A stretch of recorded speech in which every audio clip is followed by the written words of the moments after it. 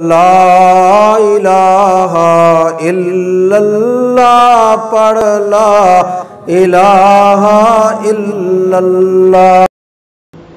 انہی میں سے ایک یہ بھی ہے کہ فرمایا کہ یا ایھا الذین آمنوا قوا انفسکم واہلیکم نارا، اے ایمان والو بچاؤ اپنے آپ کو بھی اور اپنے گھر والوں کو بھی آگ سے بچاؤ۔ کیسی آگ سے بچاؤ؟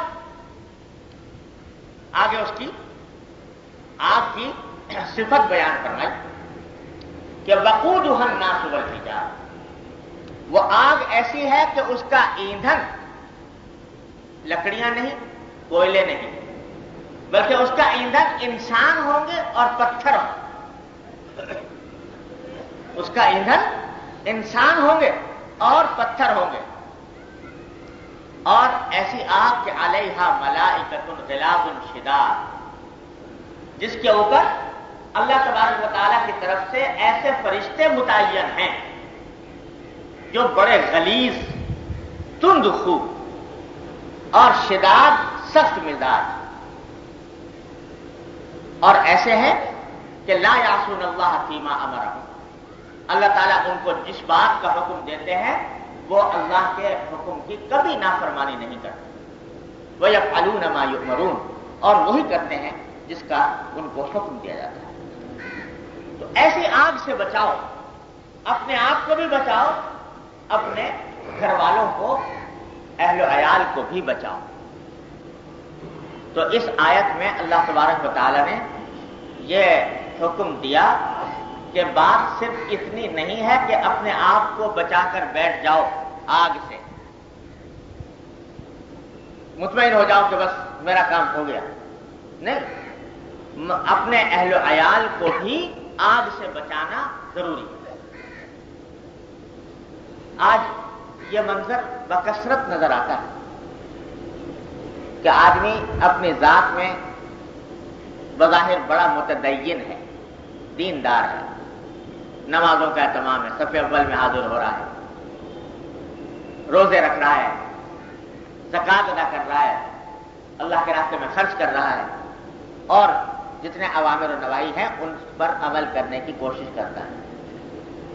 لیکن گھر جا کر دیکھو، اولاد کو دیکھو، بیوی کو دیکھو، بچوں کو دیکھو، تو ان میں زمین و آسمان کا فرق، یہ کہیں جا رہا ہے، وہ کہیں جا رہا ہے، یہ اس کا رخ مشرق کو ہے، ان کا رخ مغرب کو ہے۔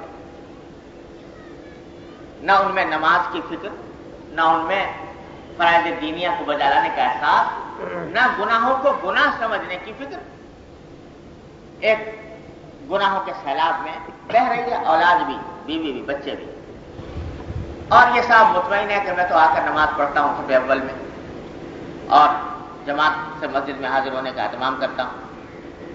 تو خوب سمجھ لیجئے کہ جب تک اپنے گھر والوں کو آگ سے بچانے کی فکر نہ ہو، اس وقت تک خود انسان کی اپنی نجات نہیں ہو سکتی۔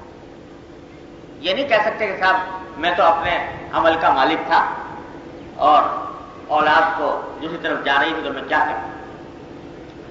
ان کو بچانا بھی تمہارے اپنے فرائض میں شامل تھا، اس میں کوتاہی کی تو مواخذہ ہوگا آخر۔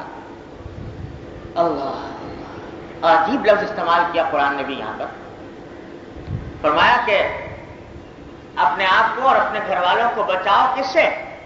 آگ سے۔ اس میں ایک عجیب اشارہ فرما دیا ایک شبہ کے جواب کی طرف جو عام طور سے دلوں میں پیدا ہوتا ہے۔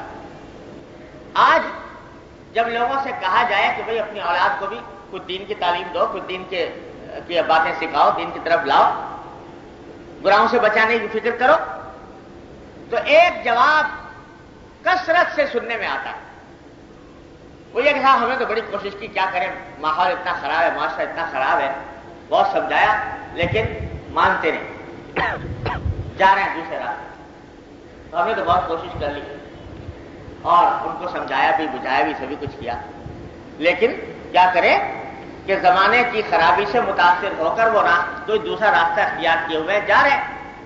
تو ان کا عمل ان کے ساتھ ہے، ہمارے عمل ہمارے ساتھ ہے، اب کیا کریں؟ نوح علیہ السلام کا بیٹا بھی آخر کافر رہا، نوح علیہ السلام اس کو آگ سے نہ بچا سکے، تو ہم نے بھی بہت کوشش کی لیکن نہیں مانتے، اب کیا کریں؟ یہ جواب اکثر سننے میں آتا ہے۔ قرآن نے یہ آگ کا لفظ استعمال کر کے اس شبہ کا جواب دیا۔ شبہ کا جواب یہ دیا کہ یہ بات ویسے اصولی طور پر تو ٹھیک ہے کہ اگر باپ نے ماں نے اپنی طرف سے پوری کوشش کر لی ہے ان کو بے دینی سے بچانے کی، تو انشاءاللہ پھر ماں باپ بری ذمہ ہو جائیں گے، اولاد کا گناہ اولاد پر پڑے گا، اصولی طور پر تو ٹھیک ہے۔ لیکن یہ دیکھو کہ کس حد تک بچانے کی کوشش کی ہے، کوشش کس درجے کی۔ یہ آگ کا لفظ استعمال کر کے قرآن کریم نے اشارہ کر دیا کہ ماں باپ کو گناہوں سے، اپنی اولاد کو گناہوں سے اس طرح بچانا چاہیے جیسے کہ آگ سے بچانا۔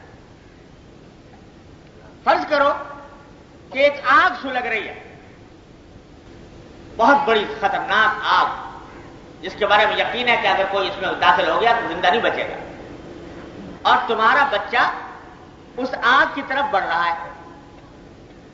نادان بچہ یہ سمجھ کر کہ یہ بڑی خوش منظر چیز ہے، خوبصورت چیز ہے، اس خوبصورت چیز کو خوبصورت سمجھ کر آگ کی طرف بڑھ رہا ہے، تو بتاؤ کیا کرو گے؟ کیا یہ اس پر اتفاق کرو گے تو وہیں سے دور سے بیٹھے بیٹھے کہتے رہو کہ بیٹا نا مت جانا، یہ آگ بڑی خطرناک چیز ہوتی ہے، اس میں داخل ہوگے تو جل جاؤ گے، مر جاؤ گے؟ کیا صرف زبانی کہنے پر اتفاق کرے گا کوئی باپ کوئی ماں کہ دور سے بیٹھ کے سمجھا دیا، کہہ دیا وہ ہمیں دو، اس کے باوجود اگر داخل ہو گیا تو کیا یہ کہہ کر فارغ ہو جائے گا کہ میں تو اپنا فرض ادا کر دیا تھا، سمجھا دیا تھا، کہہ دیا تھا زبان سے، نہیں مانا تو میں کیا کروں، آگ میں خود ہی کود گیا؟ کوئی ماں باپ ایسا کر سکتا ہے؟ کوئی ایسا نہیں کرے گا۔ اگر واقعی ماں ہے، واقعی باپ ہے، تو اس کی نیند حرام ہو جائے گی، اس کی زندگی حرام ہو جائے گی، اس کو آگ کی طرف بڑھتا ہوا دیکھ کر جب تک آگے بڑھ کر اس کو گود میں اٹھا کر وہاں سے نہیں لے آئے گا اس وقت تک اس کو چین نہیں آ سکتا۔ اس واسطے صرف زبانی سمجھانے پر، زبانی فہمائش پر اکتفا نہیں کرے۔ تو اللہ تبارک و تعالیٰ فرما رہے ہیں کہ جب تم ایک چھوٹی سی آگ جو دنیا کی آگ ہے اس سے بچانے کے لیے اپنی اولاد کو کیا زبانی جمع خرچ پر اکتفا نہیں کرتے، تو وہ جہنم کی آگ جس کی کوئی حد و نہایت نہیں، جس کا یہاں پر تصور نہیں کیا جا سکتا، اس سے بچانے کے لیے کیا یہ کافی سمجھتے ہو کہ میں نے زبانی جمع خرچ کر لیا، زبانی طور پر سمجھا دیا، بس کافی؟ تو یہ سمجھنا کہ صاحب ہم نے تو اپنا فریضہ ادا کر دیا، یہ بات آسانی سے کہنے کی نہیں۔ حضرت نوح علیہ السلام کی جو مثال دی جاتی ہے کہ ان کا بیٹا کافر رہا، وہ آگ سے نہیں بچا سکے، تو اس وقت نہیں بچا سکے جبکہ تقریباً 900 سال لگاتار کوشش کی اس کو راہ راست پر لانے کی، نہیں آیا۔ اس کے بعد تو انشاءاللہ ان کے اوپر کوئی مطالبہ نہیں، لیکن یہاں تو حال یہ ہے کہ ایک دو مرتبہ کہا اور پھر فارغ ہو کے بیٹھ گئے، وہ ہمیں تو کہہ دیا۔ تو بھائی گناہوں سے بھی اسی طرح بچاؤ جیسے کہ آگ، حقیقی آگ سے بچاتے ہو۔ اگر ویسے نہیں بچا رہے تو فریضہ ادا نہیں ہو اس طرح۔ آج تو منظر یہ نظر آتا ہے کہ اور ہر چیز کی فکر ہے اولاد کے بارے میں، یہ بھی فکر ہے کہ اس کی تعلیم اچھی ہو، یہ بھی فکر ہے کہ اس کا کیریئر اچھا بنے، یہ بھی فکر ہے کہ اس کا معاشرے میں مقام اچھا ہو، یہ بھی فکر ہے کہ اس کو کھانے اور پینے کا اور پہننے کا انتظام اس کا ہو جائے، لیکن دین کی فکر نہیں۔ ہمارے جاننے والے تھے، ایک مرتبہ اچھے خاصے پڑھے لکھے دیندار تہجد گزار، تو وہ ایک دن کہنے لگے اپنے ایک لڑکے کے بارے میں، لڑکے کو نے کہیں اپنا جدید انگریزی تعلیم حاصل کی، اس میں ذرا کچھ تھوڑا بہت ملازمت اچھی کوئی مل گئی، کیا ہو گیا، تو بڑے خوشی کے ساتھ سنا رہے تھے کہ بھائی ماشاء اللہ ہمارا بیٹا جو ہے وہ اتنا پڑھ لکھ گیا اور اتنا اس کو ایسی ملازمت مل گئی، بڑا معاشرے میں اس کا مقام بن گیا، ذرا بے دین تو ہو گیا، ذرا تھوڑا سا بے دین تو ہو گیا، لیکن یہ کہ कैरियर बड़ा शानदार बना लिया।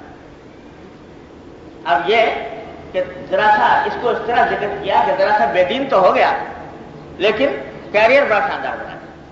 तो मालूम हुआ कि बेदीन होना कोई ऐसी बात नहीं है, जरा सी मामूली सी ये गड़बड़ तो पैदा हो गई है, लेकिन खुद बड़े दीनदार और बड़े तहज्जुद गुजार थे।